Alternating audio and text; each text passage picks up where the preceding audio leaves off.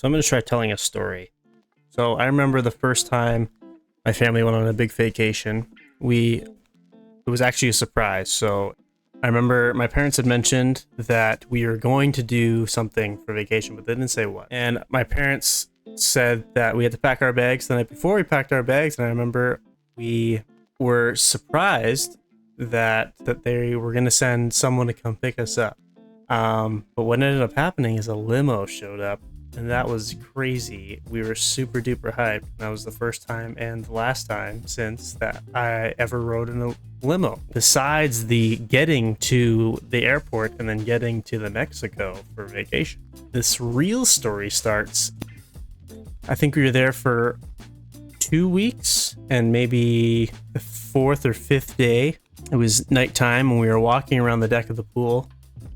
Resort had a large pool, and then it kind of narrowed down to where there was like a pool bar, and then it kind of opened back up and there was like a long square kind of shallow pool. We were walking past the pool bar area where there was a tunnel that went underneath all of the rooms and apartments and then led to the hall. So,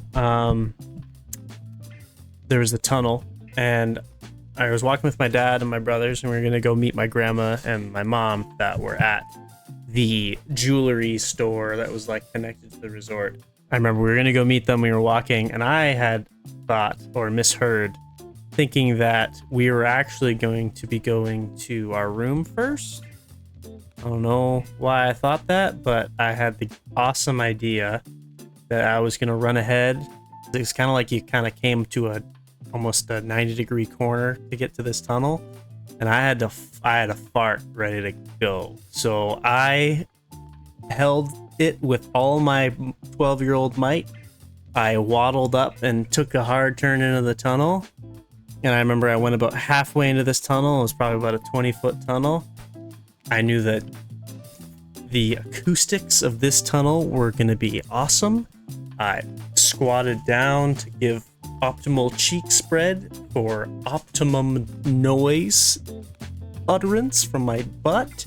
When I heard people come around the corner, a couple footsteps, sounded like a party of people, I just ripped it with all my power. And I went, ha! And I turned around. And I looked, and it was two girls. Not my brothers or my father. Two chicks. And coincidentally, one of these chicks was actually a girl that I had noticed like day 2 or 3. She was about my age, I would think. And she was definitely like of Spanish descent, Latin American X. And I was like, I like this. I had a little bit of a vacation Cancun crush on her. And she saw me just rip the fattest of farts. Now, so I was horrified, but I had to go back to get to my brothers and my dad. And I was at one end of the tunnel and they were at the other, but I had to go where they were. So I just waddled by them when I'm sorry. But they didn't speak English, so they might have not even understood. And as they cackled and laughed, I ran by them, and then I ran up to my brothers and my dad, and I was like, where were you? I farted. And they were like, what are you talking about? And that was like one of my most embarrassing moments of my whole life, and I'll probably never forget it until the day I die. And that is the story of Mexico for me.